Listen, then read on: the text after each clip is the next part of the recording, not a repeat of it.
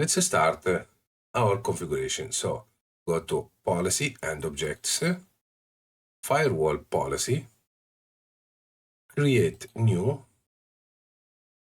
Let's make it 2 branch 1, coming from LAN, outgoing to branch 1, port 1, source we can select all, make it simple, destination we can use all also in this simulation, services we can choose all, select it, and we don't need to enable NAT in this configuration. Disabled, okay, so, and that's it. So now we created the policy to branch 1, so we need to create another. So from branch 1, so in this case the inverse, so from branch to LAN, source all, destination all, services all, and that's okay. No NAT, disabled, and that's okay. We have the internet. Where is it? This is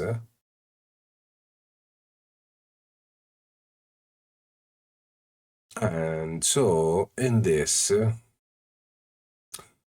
is to go to an internet from LAN to WAN. We need to create another for the remote LAN. So turn back. So we finished the entry because this is a limited entry. We have 3 policies here. Okay, let's try and see what will be happen. Okay.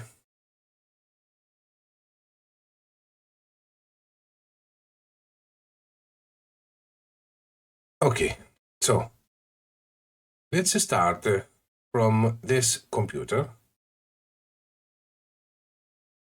And now close this, yes, close this, yes, close also this. So PC1 and PC2.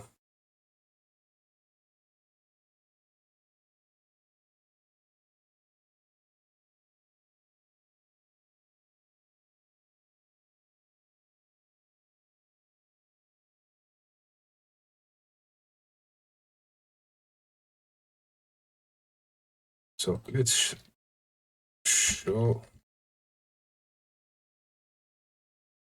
IP. We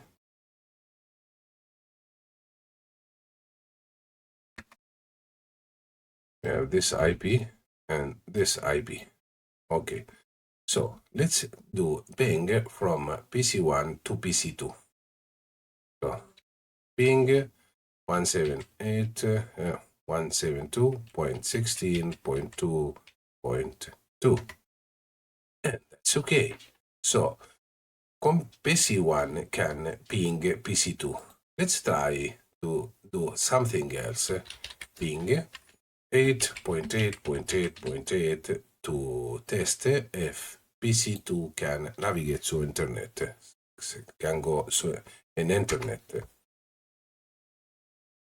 Timeout. Why? Because the policy is not configured yet. So now we need to configure the policy. As you see here, the maximum number of firewall is 3, so we need to change one of these policy. We have this internet, so we can change it. from port 3 to port 1, where the branch is connected. NAT is activated. That's okay. It will be working. We have the HCP, so the HCP server assigned IP, so in the local network and in the remote network. Let's try now to do the ping. So it's ping from PC1 to PC2, and that's okay. Perfect. So let's go to PC2 and ping 8.8.8.8.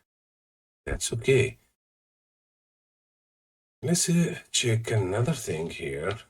Ping 8.8.8.8. So Google. Yeah, that's okay. Perfect. Let's move this. So now we completed the tasks of this lab. We configured DHCP server for the local network and for the remote network. So we have created DHCP centralized here. We configured point-to-point with static route from FortiGate to the router. In the router, we configured the default route to reach everything from FortiGate and from the internet service provider. We can see also the configuration. So this is our router. Show IP interface brief. Is our networks, which configured here. Let's make it like this. Okay. So IP route. We have static route with default route.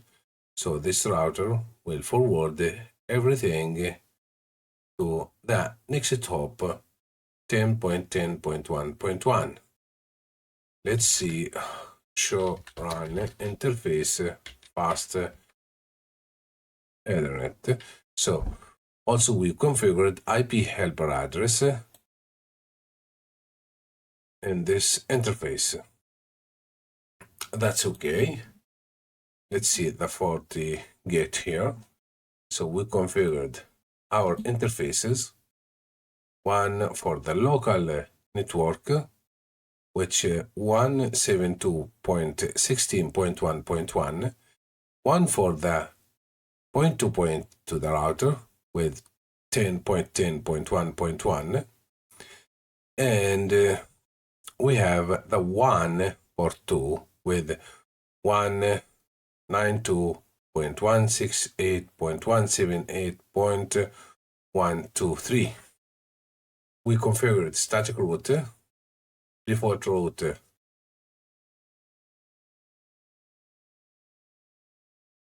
and static route.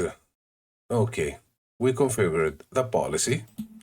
So traffic from the remote side will be reach the local network, and from the local network we can reach the remote side. And we configured also one policy for the internet here. And configured the NAT in the policy for the internet. So in that case, as you see here, to go out from FortiGate, all these IPs will be translated. Okay, so in this lab, we have seen together how to configure static route, default route, DHCP for remote side, and the NAT.